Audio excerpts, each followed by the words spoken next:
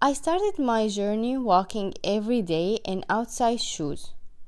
On Queen Street, I found unique restaurants, art galleries, vintage stores, museums, and theaters.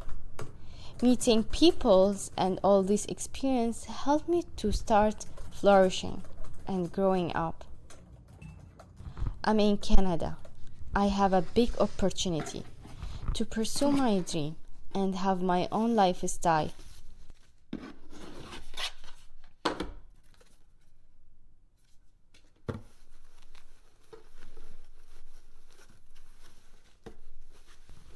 But I still wear my cape cups at home.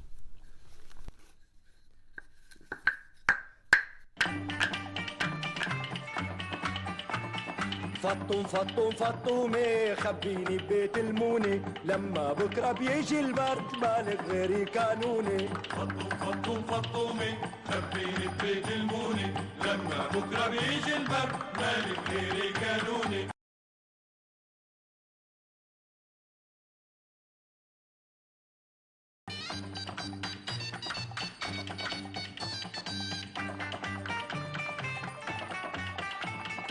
شو حبيتي بنص نصيص هالبرازان راسه من دك البستان مو عرفان شو حبيتي بنص نصيص هالبرازان راسه من دك البستان مو عرفان افتحي قلبي وخدي منه شي نارا مهما فضلتي ما في مثلي بالحارة.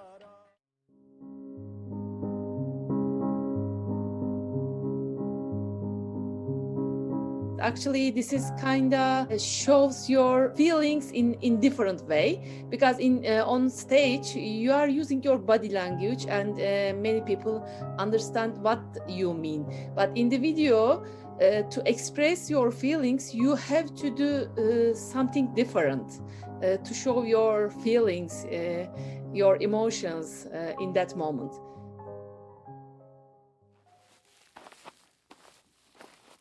I'm a pair of shoes living in Canada with my owner who has muscular dystrophy. We protect her feet and give her support. She's an ophthalmologist and eye surgeon. Her name is Umut, which means hope in Turkish.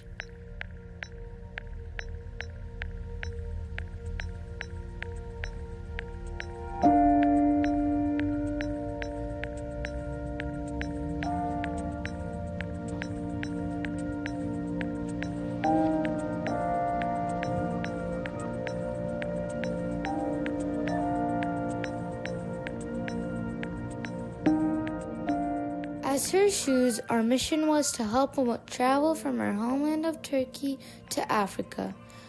Unfortunately, a political change that began in Turkey forced us to move to Canada. But that's another story about how we had to leave our country of Turkey and become a refugee in Canada.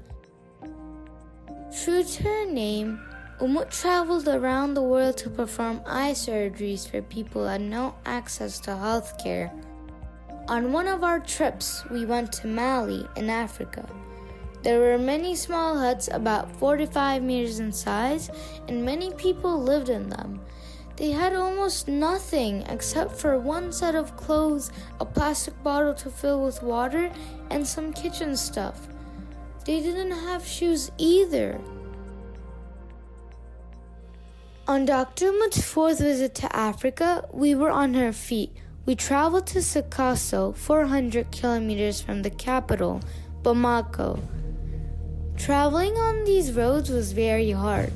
It took almost 8 hours, and there were many holes and bumps on the road.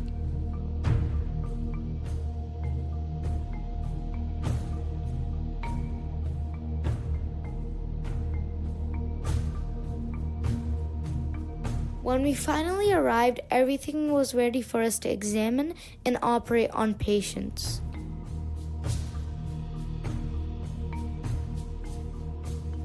One day, a woman came to the clinic with her son's help. She was around 40 years old or so. She had lost one of her eyes when she was a child in an accident, so she could see by only one eye, but With this good eye, she saw nothing because a big white cataract had formed in that eye. As dangerous as this might be, Dr. Umut decided to operate on her.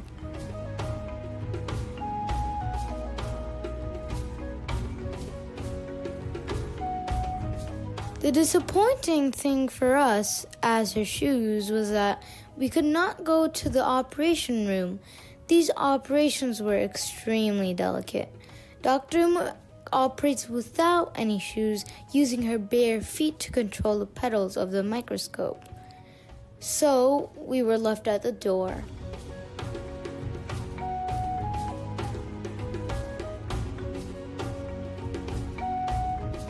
The next day, the patient came back to the clinic to be examined, and Dr. Umut opened her eye. First, the patient started to smile at her, but then her smile turned into tears of happiness. She was so incredibly surprised or grateful to have her sight back. She thought that she was never going to see again, and yet, thanks to Umut, her life was totally changed with just one short operation.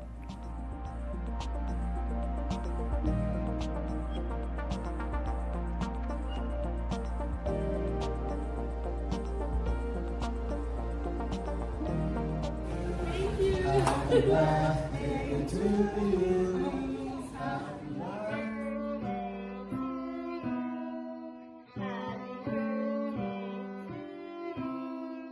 After years, despite our age and tiredness, we're still living in Canada with my owner. Life is hard and strange here. We face an uncertain future, but my owner has hope. Like her name, Umut.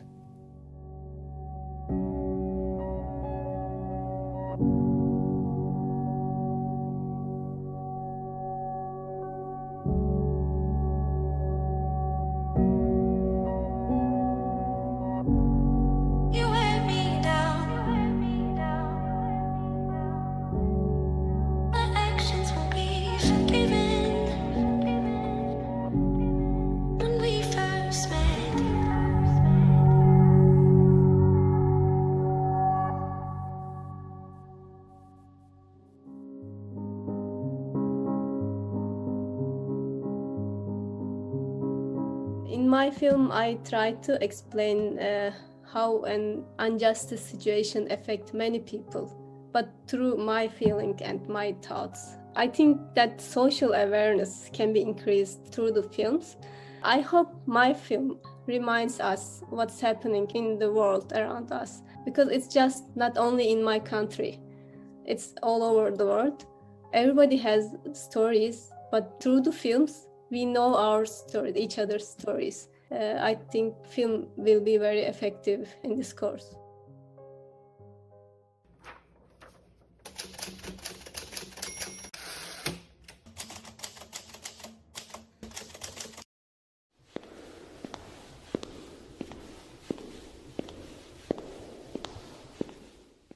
I was a judge, working at the Council of State, the highest administrative court of Turkey. I've always believed in rule of law, the separation of powers, and the independence of the judiciary. This hallway, which every day brings me to the cases to ensure justice, this time led me to be a victim of injustice.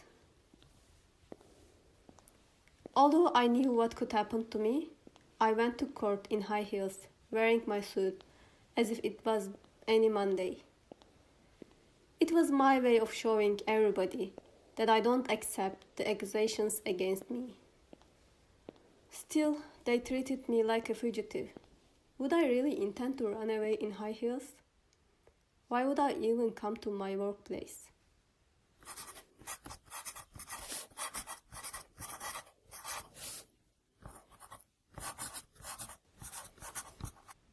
That Monday would have been a regular day, and I would have taken my children to my parents' home in a seaside village, if there had been no coup 2 days before.